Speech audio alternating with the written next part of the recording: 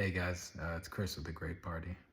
Today I want to I want to do like a post-mortem on this phenomenon I just recently heard about.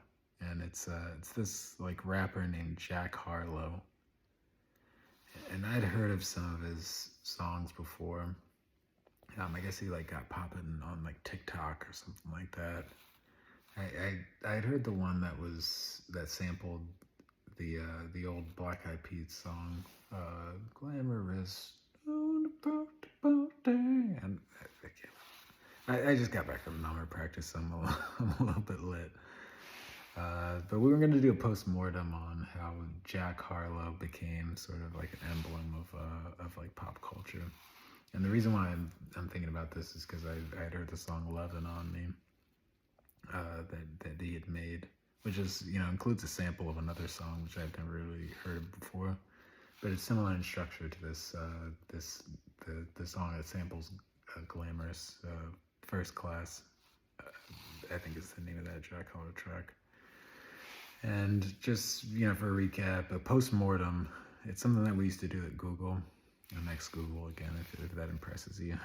But basically it was like if some piece of software would fail, you would do this like blameless kind of retroactive study about what led to that failure, and in hopes that it would change in the future. I don't have too much hopes that things will change in the future as far as this, but I think it's worth talking about it. So the first thing we'll kind of like establish is that there's such a thing as pop culture. So pop culture is like the shared space of things that people may enjoy, and the good metaphor for that is like like ragu or prego, like spaghetti sauce. Not too offensive, sort of generally appealing kind of product that a lot of people. There's a broad intersection of people that will enjoy and consume this product, and that creates like a lot of like demand for it. So it's a good business to be in if you're creating this kind of product. Now, what's interesting with media and culture is that things have shifted a little bit with the way that we consume culture. So the models, to give it a kind of layman thing, like the models of how people find and consume like music, for example, or movies or TV shows, they've shifted a lot.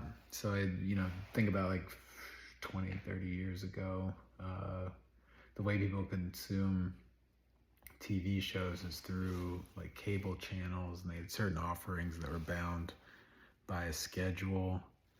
The way people would consume movies is like a movie theater. So movies would have like a release date, and then you'd go to like the theater to watch this movie. Then after the release run, it'll be available on DVD and you could rent it.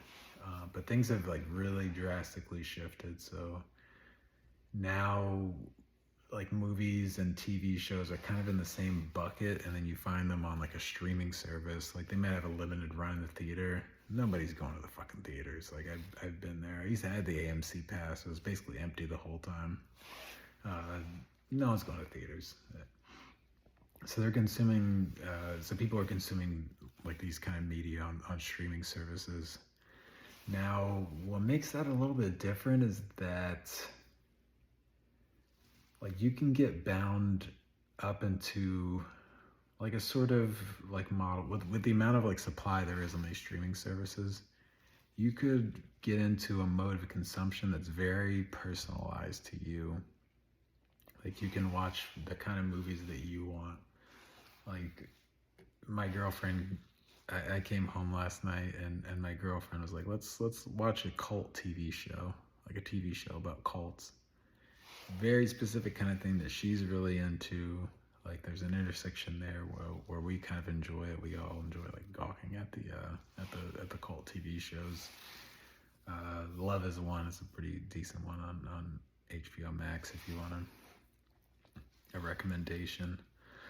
But basically everything's like hyper personalized. And I talked about sports gambling on a previous one of my rants, but that's just another really good example. So like 20, 30 years ago, everybody like in my sort of city or neighborhood would just watch the Eagles game. We'd all get really hyped up about the Eagles game, and if the Eagles won, we'd be excited. If the Eagles lost, we'd be fucking devastated. If you ever been like Philly after the Eagles lost, after an Eagles loss, especially in a big game. But now things are like hyper personalized, so I can place a bet on like Jalen Hurts scoring a touchdown, parlayed with like AJ Brown scoring a touchdown. So I'm like watching an Eagles game if I have that kind of bet, and I'm rooting for something very different from somebody else, like who might be in the same city or the same sports bar who has like the under in the game parlayed with, the Eagles to win. So, you can picture, if that guy has the under, the Eagles are winning, but then Jalen Hurts scores and I need that score. I'll be happy, but he'll be pissed. So we're essentially kind of like consuming different kind of, we're kind of living in different worlds. We're not in the shared space anymore. The shared space is, us in Philly rooting for the Eagles, but we're not necessarily in that zone. So I think the kind of model that we have now, it leads to like sort of hyper individualized experiences. Getting back to the realm of like movies and TV, it leads to kind of a zone where people are consuming this super like hyper individualized content. It's almost like a guilty pleasure is the way that it would sort of play out. It's like you wouldn't like be in a group like by the water cooler and say, hey, like I'm really into cult TV shows. You would talk about something that's like more kind of like mass appeal, like I love Game of Thrones, something like that.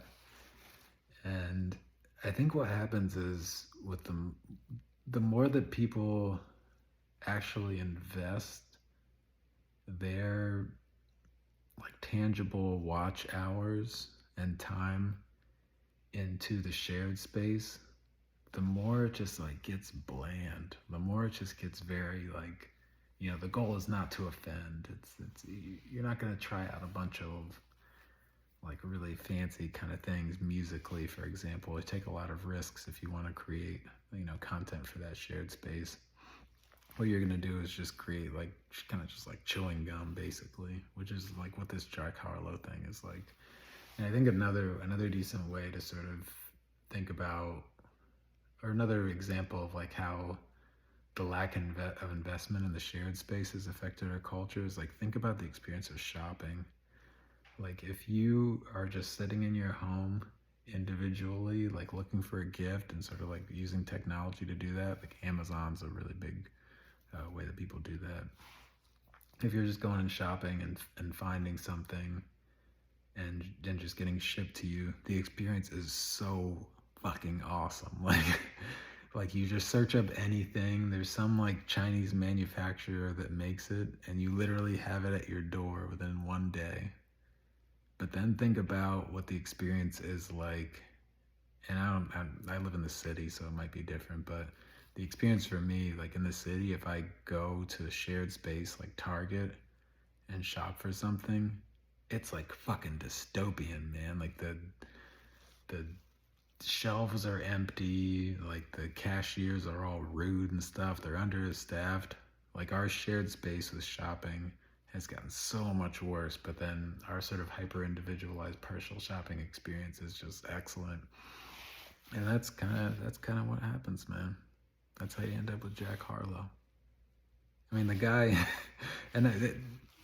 what complicates this a little bit is that Jack Harlow, I'm not coming at him as an artist or an individual, because there only have been a few songs that have been surfaced to me as a consumer of Jack Harlow's. This First Class song and then the Lovin' On Me song.